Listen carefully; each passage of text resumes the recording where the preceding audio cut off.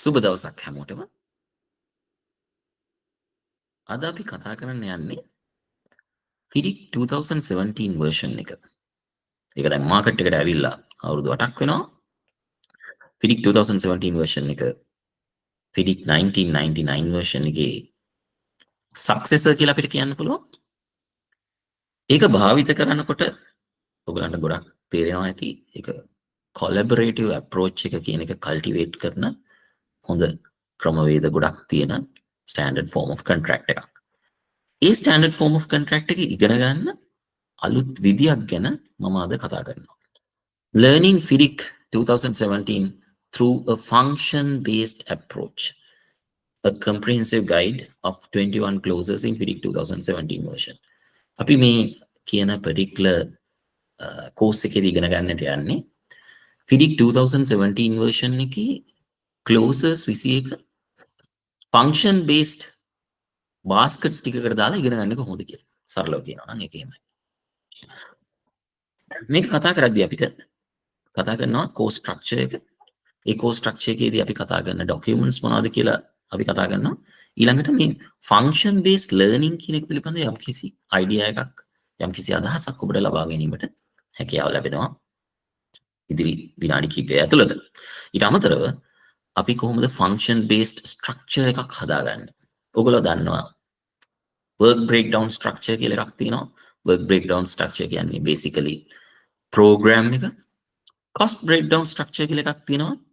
ඒක basically BOQ එක එහෙමත් නැත්නම් schedule එක. ඒ වගේම අපිට function based structure එකක් හදාගන්න පුළුවන් FIDIC standard form of contract එකේ. ඒක කොහොමද කරන්න කියලා අපි කතා කරනවා. ඊළඟට FIDIC 2017 version එක 99 version එකට වඩා ඉදිරියෙන්ද ඉන්නේ. අපි කොහොමද ඒක compare කරන්න කියලා යම් කිසි අදහසක් අද ඔබට ලබා ගන්නට පුළුවන්. මේ කෝස් එකේ අපිට පැය 48ක් බොහොම හරවත් කාලය ගත කරන්න පුළුවන්. අපි functions 10කට FIDIC 2017 version එක කඩලා තියෙනවා. ඔයගොල්ලෝ දන්නවා FIDIC 2017 version එකේ predecessor එහෙමත් නැත්නම් FIDIC 1999 version එක සහ ඔයගොල්ලෝ ශ්‍රී ලාංකිකයන් හැටියට SBD2 එක හරි විදියට පරිශීලනය කරලා තියෙනවා නම් මේ FIDIC 2017 version එක ඉගෙන ගන්න ඒ තරම් අමාරුවක් වෙන්නේ නැහැ. නමුත් ඒක ඉගෙන ගන්න ගොඩක් effective සහ efficient method එකක් හැටියට මට function based method එක හඳුන්වලා දෙන්න පුළුවන්. එතකොට මේක කොහොමද අපි functions වලට කඩලා තියෙන්නේ?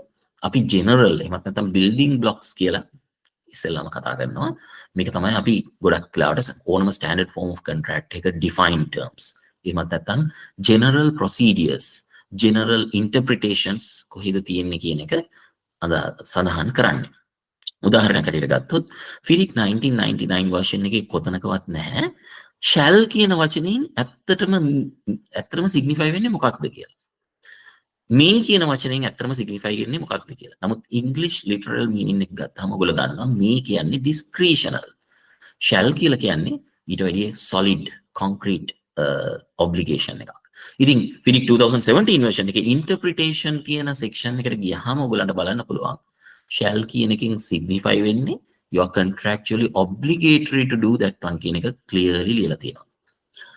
මේ කියන එකෙන් කියලා තියෙනවා ඒක discretional කියලා. ඒක contractual obligation එකක් නෙවෙයි. නමුත් ඔබට කරන්නත් පුළුවන්, නොකර ඉන්නත් පුළුවන්. ඒ වගේ දෙයක් තමයි sub clause 13.2 එකේ value engineering clause එකේ කියලා තියෙන්නේ. ඒකේ කියලා තියෙනවා the contractor may submit a value engineering proposal. ඒක compulsory දෙයක් නෙවෙයි. නමුත් contractor submit කරාට පස්සේ engineer shall evaluate. ඒක contractual obligation එක. ඒ වගේ සරල දෙයක්.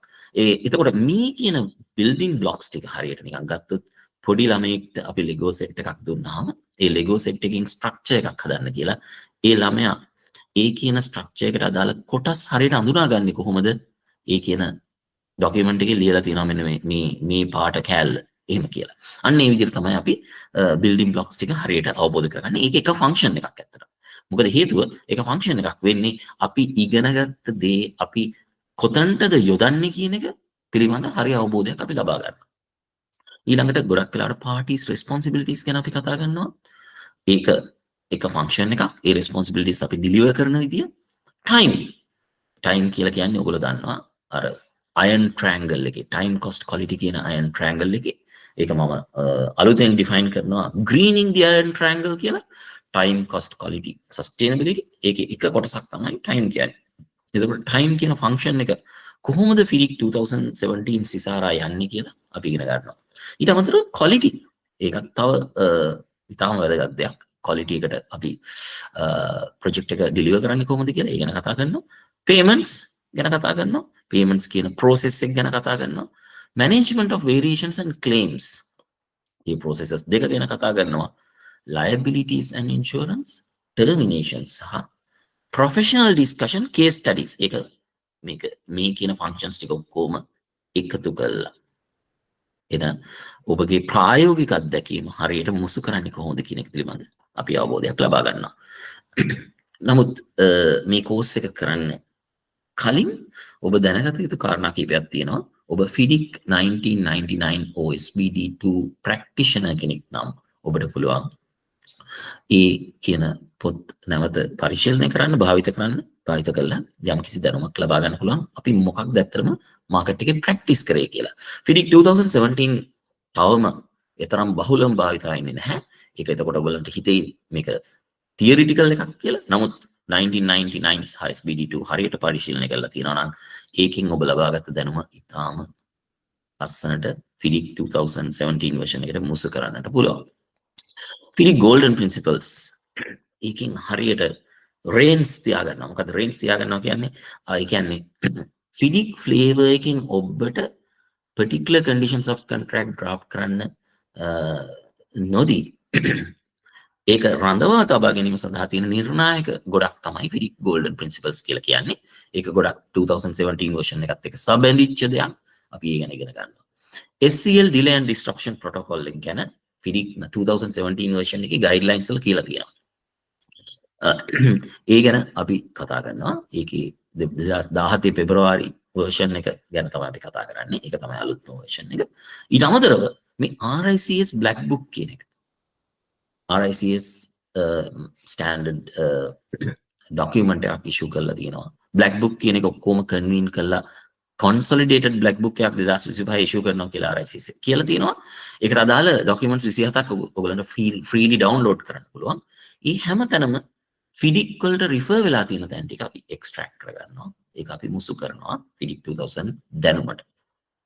මොකක්ද function based learning කියන්නේ? function based learning කියලා කියන්නේ purpose application සහ practice කියන අදහස් තුන එකට මුසු කරලා ඉගෙන ගන්න ක්‍රමවේදයක්.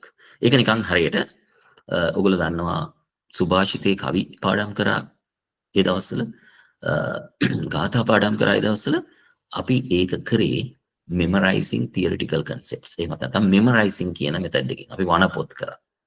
නමුත් ප්‍රායෝගිකව ඒක අවබෝධ කර ගැනීම සඳහා අපි ක්‍රමවේදයක් භාවිත කරේ නැහැ. නමුත් දැන් අපි කතා කරනකොට function based learning එකේදී අපි ඊට වැඩි වෙනස් approach එකක් ගන්න.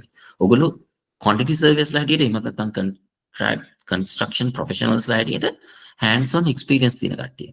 ඒ ඉගෙනගෙන තියෙන දේ ඔයගොල්ලෝ ඇත්තටම මුසු කරන්නේ කොහොමද? knowledge එක කියන එක ගැන තමයි අපි කතා කරන්නේ. මේ දකුණු අත පැත්තේ තියෙන්නේ PAP කියලා South African food එකක්. ඒක porridge එකක් බොහොම soft porridge එකක්. ඒ porridge එක තමයි මම භාවිත කරේ මතක තබා ගැනීම සඳහා මේ purpose application සහ practice කියන ක්‍රමවේද තුන. එතකොට මොකක්ද අපි භාවිත කරන function based structure එක? අර මම කලින් කිව්වා වගේ FIDIC 2017 version එකේ clauses තියෙනවා 21ක්. ඒ clauses 21 function based baskets වලට දැම්මොත් එහෙම අපිට ඒ clauses 21 තියෙන ඒ function එකට අදාළ සාරය අපිට extract කරලා එක basket එකකට දාන්න පුළුවන්. උදාහරණයක් ඇරෙන්න ගත්තොත් general කියන එක ගොඩක් වෙලාවට අපි කතා කරන්නේ general provisions වල parties responsibilities කියන එක ගොඩක් වෙලාවට තියෙනවා clause 2 3 4 and 5. එකෙන් ඔයගොල්ලෝ දන්නවා parties කියලා කියන්නේ අතරම employer සහ contractor අනිත් අය stakeholders ලා. එතකොට clause 2 3 4 and 5 කියන clauses හතරේ තියෙන සාරය අනිවාර්යයෙන්ම parties responsibilities කියන basket එක ඇතුළට වැටෙනවා. නමුත් මේ standard form of contract එකේ කොහේ හරි තැනක තියෙනවා නම් engineer shall contractor shall, employer shall කියලා. අතරම engineer shall කියන එක පොඩක් පැත්තකට තියෙනවා. engineer කියන්නේ party එකක් නෙවෙයි. engineer කියන්නේ stakeholder කෙනෙක්. අපි parties responsibilities කියන එක concentrate කරද්දී employer සහ contractor contractually obligatory වෙන අවස්ථාවල් තියෙන තැන් ගොඩක් තියෙනවා. දැන් උදාහරණයකට ගත්තොත් contractor කියලා ගත්තාම contractor shall කියලා කිව්වත් party shall කියලා කිව්වත් parties shall කියලා කිව්වත් contractor එතනට අයිති වෙනවා. අදාළ context එකට අනුව. එතකොට ඒ ටික වෙන තැන්වල ගොඩක් තැන්වල එක තියෙනවා. ඒ තියෙන ටික ඔක්කොම එකතු කරලා අපිට එක ස්ට්‍රක්චර් එකක් අපිට හදා ගන්නට පුළුවන්. ඒ වගේම තමයි time, quality, payment, variations, claims, liabilities and insurance සහ termination කියන function based structures වලට අනුව අපි කොහොමද මේ ටික හදාගන්නේ කියලා අපි ඔයගලන්ට ඉගෙන ගන්නට සලස්වනවා FIDIC 2017 version එකේ. උදාහරණයකට ගත්තොත් අපි management of claims කියන එක කතා කරොත් ඔයගොල්ලෝ දන්නවා claims කියන concept එක යටතේ ඔයගලන්ට ගොඩාක් තැන්වල තියෙනවා ඉගෙන ගන්න කොතනද ඇත්තටම අපිට claim එකක් raise කරන්න පුළුවන් කියලා. උදාහරණයකට ගත්තොත් sub clause 1.9 එකේ තියෙනවා ඔබ drawing එකක් හෝ specification එකක් වෙලාවට දී ගන්න බැරි වුණොත් contractor ට claim කිරීමේ හැකියාවක් තියෙනවා time and cost. ඒක තියෙන්නේ clause 1 වල gap වෙලා. ඒතර ඒ ටික ඔක්කොම එක තැනකට එකතු කරලා අපි ගන්නවා. ඕක තමයි function based structure එක හැටියට අපි FIDIC 2017 version එකේ ඉගෙන ගන්න. දැන් ඒ වගේම තමයි අපි ගත්තොත් එහෙනම් management of variations කියන function එක ගත්තොත් ඔයගලන්ට පේනවා variation කියන clause එක clause 13 එක ගැනම තමයි තියෙන්නේ. variation කියන definition එක යටතේ ඒ ගැන ඉතාම පැහැදිලිවම කියලා තියෙනවා. එතකොට මේ කියන particular clause එකට අමතරව variation එකක් instigate වෙන variation එකක් create වෙන කොතනක හරි තැනක් තියෙනවා නම් ඒ ටික අපි මේ කියන particular flavor එකට දානවා. liabilities and insurances ඔයගොල්ලෝ දන්නවා ගොඩක් වෙලාවට liabilities and insurances කියලා කිව්වහම defects liability එක වෙන්න පුළුවන් වෙන liability එකක් වෙන්නත් පුළුවන්. එතකොට අපි liabilities ගැන ගත්තාම අපි insurance ගැන ගත්තාම clause 19 එකේ ගොඩක් comprehensively කියලා තියෙනවා මොනවාද insurance clauses කියලා. එතකොට ඒකට අමතරව අපි කොහොමද අනිත් liabilities address කරන්න කියලාත් අපි කතා කරනවා. එතකොට termination by the employer, termination by the contractor කියන clauses දෙක ගොඩක් වෙලාවට clause 15 සහ 16 අතර embed වෙලා තියෙනවා. අපිට ඒකෙන් termination ගැන කතා කරන්න පුළුවන්. තව පොඩි පොඩි තැන් කීපයක් තියෙනවා. ඒ ටිකත් අපි ඔක්කොම එකතු කරලා function based structure එකක් බොහොම පැහැදිලිවම baskets 9කට දාගන්න පුළුවන් විදිහට අපි කතා කරනවා මේ function based structure එක. General, parties responsibilities, time, quality, payment, variations, claims, liabilities and insurance and termination. ඔයගලන්ට NEC standard form of contract එක ගත්තාම මේ function based structure එකට ගොඩක් කිට්ටුවෙන් යනවා NEC core clauses ටික. ඔයගොල්ලෝ බැලුවොත් ඒක පෙනෙයි. ඉතින් ඒක මේ විදිහට තමයි ගොඩක් වෙලාවට ස්ට්‍රක්චර් වෙලා තියෙන්නේ. නමුත් FIDIC වලත් ඇත්තටම ෆන්ක්ෂන් බේස් ස්ට්‍රක්චර් එක යම් තාක් දුරකට ගැප් වෙලා තියෙනවා. නමුත් අපි ඉගෙන ගැනීමේ පහසු සඳහා අපි මේ කියන දේවල් දැන් උදාහරණයක් ඇරෙට මම නැවතත් ගත්තොත් එහෙම පාටි එකක රෙස්පොන්සිබිලිටි එකක් ගැප් වෙලා තියෙන්නේ කොතනද කියලා ඔයගලන්ට මේ ක්ලෝසස් ටික බලපු ගමන් එක සැරේට අපි තේරුම් ගැනීම හැකියාව නැහැ. එතකොට ඒ ටික එක්ස්ට්‍රැක්ට් කරලා ඒ සාරය හරි තැනට එකතු කරොත් අපිට මේක ගොඩක් පැහැදිලිව very comprehensively අපිට ඉගෙන ගැනීමට හැකියාව තියෙනවා. FIDIC 2017 version එක 99 version එකට වඩා හොඳද නරකද කියලා කියනවට වැඩිය FIDIC 2017 version එකේ තියෙන අලුත් කාරණා හතරක් attributes හතරක් ගැන කතා කරන්න මම හිතුවා. මොකක්ද? එකක් තමයි greater clarity කියන එක. ඇයි එහෙම කියන්නේ? claims කියන වචනේ define කරලා තියෙනවා. disputes කියන වචන define කරලා තියෙනවා. ඒකෙන් අපිට හරි අදහසක් එනවා මොකද්ද claim කියන්නේ? මොකද්ද dispute කියලා කියන්නේ? ඒ කොටස විතරක් ප්‍රමාණවත් ඔයගොල්ලන්ට තේරුම් ගන්න FIDIC 2017 version එක FIDIC 99 එකට වඩා ඉස්සරහින් ඉන්නේ කියලා.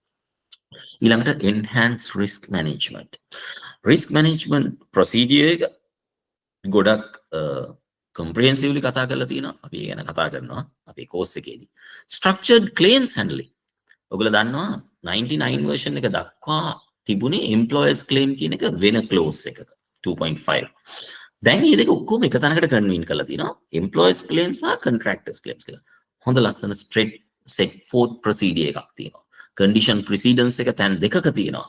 දවස් 28ක් ඇතුළත රේස් කරන්න බැරි වුණොත්, දවස් 84ක් ඇතුළත detailed claim එක දෙන්න බැරි වුණොත් contractor හෝ employed තියෙන තියෙන right එක නැති වෙලා යනවා. ඉතින් ඒ වගේ structured claims handling procedure එකක් තියෙනවා. ඊට අමතරව හතරවෙනි කාරණය dispute avoidance mechanisms තියෙනවා. දැන් ඔයගොල්ලෝ දන්නවා FIDIC 99 version එකේ අපි කතා කරන්නේ dispute resolution. නමුත් RICS black book element එකක් තියෙනවා conflict avoidance සහ dispute resolution ගැන දෙකම ගැන කතා කරන්න. එතකොට මේක තව චුට්ටක් ඉස්සරහට ගෙනහිල්ලා FIDIC 2017 version එකේ කතා කරනවා dispute avoidance and adjudication කියලා. කලින් තිබුණේ DAB dispute adjudication board, දැන් තියෙනවා DAB dispute avoidance and adjudication කියලා. ඒ ගැන අපි කතා කරනවා. ඒක ඔයගලන්ට මම හිතන්නේ ඉතාම ප්‍රයෝජනවත් වෙයි ඉගෙන ගන්න. ඊට අමතරව අපි මේ කියන ස්ලයිඩ් එකකින් පෙන්නන්න හදන්නේ මොනවද FIDIC වල තියෙන බේසික් චේන්ජස්. ඊට වැඩිය ගොඩාක් දේවල් තියෙනවා. අපි ඒ ගැන වෙනම කතා කරනවා. ඔයගලන්ට මාත් එක්ක සම්බන්ධ වෙන්න පුළුවන් මේ කියන Gmail ID එකකින්, එහෙමත් නැත්නම් WhatsApp number එකකින් මේ course එක ගැන තවදුරටත් විස්තර දැනගන්න. ඉතින් අපි function based approach එකකින් FIDIC 2017 ඉගෙන ගමු. මේක සම්පූර්ණයෙන්ම සිංහල මාධ්‍යයෙන් කරන්නට බලාපොරොත්තු වෙනවා ශ්‍රී ලාංකික ඔබට. නමුත් මේකේ තියෙන රහස තමයි මේ course එක කරන ගමන් ටික කාලයක් යනකොට අපිට හැකියාව ලැබෙනවා මේක ඉංග්‍රීසි මාධ්‍යයට පරිවර්තනය වෙන්න. ඒක එක එක්කෙනාගේ හැකියාව, දැනුම සහ කම්ෆර්ට් එක ගැන හිතලා තමයි ඒ ට්‍රාන්සිෂන් එක කරන්නේ. කොයි වෙලාවකත් ඉගෙන ගන්න කන්ටෙන්ට් එකට බාධාවක් නොවන විදිහට නෙවෙයි තමයි ඒකෙන් ට්‍රාන්සිෂන් එක කරන්නේ. ඒ කියන්නේ මේක ඇතුලේ ගැප් වෙලා තියෙනවා English language learning techniques. උදාහරණයක් ඇරෙට mnemonics, shadowing ඒ වගේ ටෙක්නික්ස් නුත් අපි මේකෙදි කතා කරනවා. shadowing කියලා කියන්නේ ඔබ කැමති පුද්ගලයෙක්ගේ accent එක එහෙම නැත්නම් කතා කරන විලාසය හරියට අවබෝධ කරගෙන අපිට පුළුවන් ඔහු හෝ ඇයව ෂැඩෝ කරන්න. එකෙන් අපිට ගොඩාක් දේවල් ඉගෙන ගන්න පුළුවන්. ඒ ටෙක්නික්ස් ඔයගලන්ට ඉගෙන ගන්න හම්බ වෙනවා. mnemonics කියලා කියන්නේ ඇත්තටම මතක තබා ගැනීමට අපි භාවිත කරන ක්‍රමවේදයන්. උදාහරණයක් හැටියට ගත්තොත් අපි අපිට හිතුනොත් එහෙම ක්ලේම්ස් සම්බන්ධයෙන් අපිට අවශ්‍යතාවයක් තියෙනවා නම් ඒක මතක තබා ගන්න කතාවක් අනුසාරයෙන් ඔබට හිතන්න පුළුවන් ඔබ ගෙදර යද්දී ඔබගේ ගෙදරට යන ගේට් එකේ දොර ලොක් කළා. access to the site ඔයගලන්ට නැති වුණා. ඒදි තව චුට්ටක් ඉස්සරහට යනකොට ගෙදර ආලින්දේ සම්පූර්ණ වතුරෙන් පිරීලා. exceptionally adverse climatic conditions. හරි. අන්න ඒ වගේ කතාවන් අනුසාරයෙන් අපිට ඉගෙන ගැනීමේ හැකියාව තියෙනවා. අපි ඒව ගැන කතා කරනවා. ඉතින් මේක ඔබට නවම අත්දැකීමක් වෙයි. මාව සම්බන්ධ කරගන්න මේ කියන මාධ්‍ය වලින් මම ඔබට ඒ ගැන තවදුරටත් දැනුම ලැබෙන්නට සලස්වන්නම්. බොහොම ස්තුතියි. සුබ දවසක් ඔබ සැමට.